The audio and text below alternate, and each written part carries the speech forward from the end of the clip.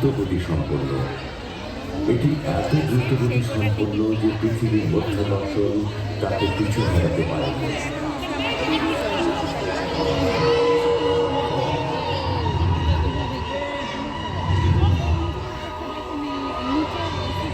Rocket ক্ষমতা ছাড়া Sputnik ছিল পৃথিবীর প্রথম কৃত্রিম উপগ্রহ। পৃথিবীর রেডিও প্রেমীরা এই কৃত্রিম উপগ্রহকে সংকেত সংগ্রহের কাজে লাগাতেন। শব্দ সৃষ্টি ছাড়া এটি আর তেমন কিছু করেনি। মূলত স্পুটনিক পৃথিবীকে জানান দিয়েছিল যে আমি আছি।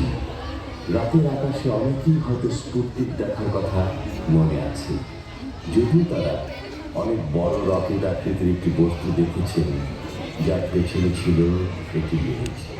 পৃথিবীতে স্পুটনিকের আওয়াজ যেন যুক্তরাষ্ট্রকে ঘুম থেকে জাগিয়ে তুলেছিল, কারণ